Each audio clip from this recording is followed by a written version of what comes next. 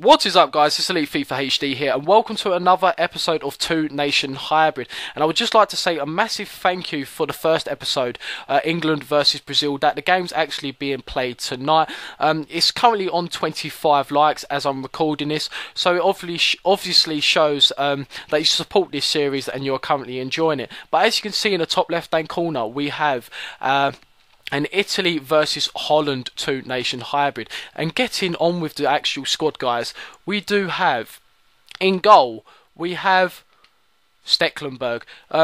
Very, very cheap. He cost me 950 coins. And if you're wondering, guys, why I haven't gone with Buffon in goal, it's because with the right centre-back, who is Dutch, if I play Buffon in goal, the right centre-back doesn't actually get 9 chemistry. So that is my reason for Stecklenburg in goal for this hybrid. Going into the right centre-back position, we do have Douglas.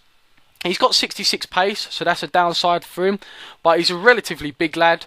So obviously strength-wise, he'll barge players off the ball and he'll win back possession. And for 950 coins, you can't really complain. Going over to left centre-back, we do actually have Italian Cellini. He cost me 19,000 coins, and to be honest, what a player. One of the best centre-backs I've used on this game. So guys, if you have a Serie A team or an Italian team or just a plain hybrid, try and get Cellini in there because he's an absolute beast and he does actually possess some pace. Going over to left-back, partnering Cellini is Balzaretti. I was going to either choose Balzaretti or De Sigli. I've already played with De Sigli, so I've gone with Balzaretti. Balzaretti is a very, very good fullback. The two CDMs will naturally drop deep, so Balzaretti will obviously push on, support the CDMs for an angle for a pass, and then sometimes when the chance is right, he will go and overlap the central attacking mids. But that's not very often, because obviously I want him to support the CDMs, show an angle, and obviously get rid of the ball. Going over to the right back position, we do have PSG's Van der Wiel. Pretty much exactly the same job as Balzaretti. Pushing up the field when needed. Very solid, very quick, and also just showing an angle for a pass for that CDM. So that CDM has an extra option instead of always lumping it forward, guys. Going into the CDM positions now, we do actually have Nigel de Jong, very cheap, cost me 400 coins, which is an absolute bargain, to be honest. He's one of those players that will sit deep, but he doesn't have the ability to play 40, 50 yard passes like my other CDM that I'm going to show you in a minute. He's more of a player that will win the ball back for you, intercept passes, and just play those 5 and 10 yard passes.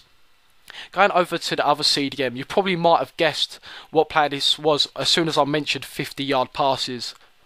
And that is indeed Andrea Pirlo.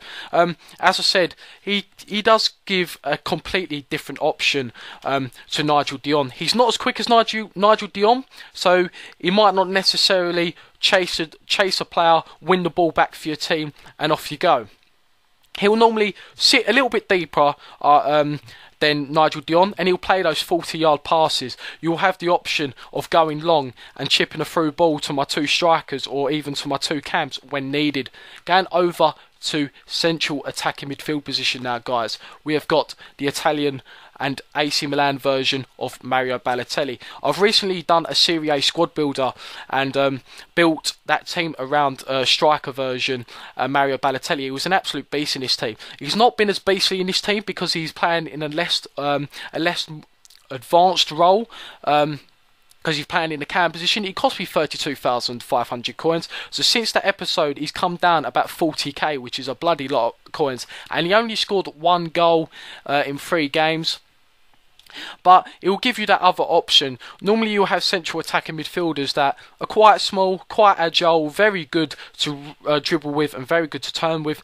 Where Mario Balotelli is big, he's strong, and he's more direct. So guys, I haven't tried Mario Balotelli in a central attacking midfield position prior to this episode, but guys, try him out. He's an absolute beast. Going over to the right attacking midfield position, and it's actually De Guzman.